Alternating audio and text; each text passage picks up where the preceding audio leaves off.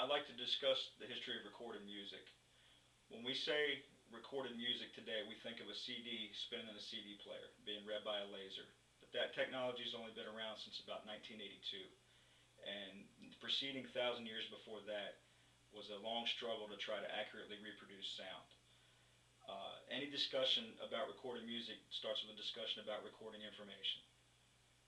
We started recording information as humans with pictographic alphabets like hieroglyphics and kanji, and those are good for recording literal concepts, but they're not good for recording abstract concepts like the way something should sound.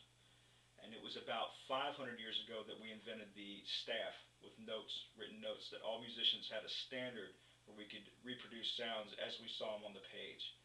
This was still plagued by the interpretation of the musician. If I've never met the composer and he's never specifically told me how something should sound, I have to interpret the notes on the page to try to get it right. And what we needed was a method to reproduce sound mechanically. And attempts were made to do this with automatic machines that made music. They weren't actually reproducing music, but they played music the way the composer intended because they played it the same way every time. And examples of this were church bells and church organs operated by water, things like this. But these still are not a way to reproduce sounds. In the middle 1800s, they invented the player piano. And this uses paper rolls to actually tell a machine when to strike the keys on the piano for you. And there again, it reproduces music in that it plays the same song the same way every time, but it's still not a recording of sound waves.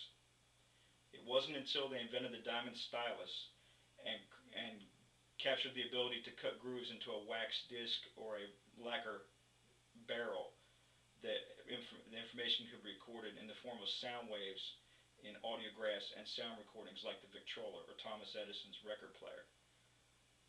These were the first time that human could actually record sound waves in a visual or audible form, but the problem is they suffer from a lot of distortion, and these wax and lacquer discs were very subject to deterioration. They were very fragile. In the early 1900s, magnetic tape was invented, and this uses the stylus to vibrate a magnetic pickup in a tape recorder and rearrange electrons on a piece of magnetic tape. And when that flows across a playback head, it actually makes a sound in an electric amplifier. This is the closest they had come to that time to reproducing sound. And these are the recordings that survive today, like the Library of Congress recordings from the 1930s. Magnetic tape is also very fragile, and it also suffers from deterioration. The big breakthrough in the late 70s was digital. A binary stream of ones and zeros, just like read by your computer, was able to be impressed onto a CD and read back by a laser. This was the first digital audio playback, and for those of us that remember it, it was a revolution in sound quality, and it is very tough when it comes to deteriorating it. It'll last for years compared to magnetic tape. This led to inventions like the iPod, the Zune, digital media players that have portable hard drives, and even digital media players that have flash media that are smaller and have no moving parts, that contain thousands of songs worth of information and are read back electronically. The latest developments are digital audio tape and digital audio workstation recording, where no media is ever used. The sound waves are turned into a stream of digital information, and they are manipulated this way, and they're recorded this way so that they never get reproduced any other way. You can buy it, and it's never been anything but digital. It comes into your media player digital.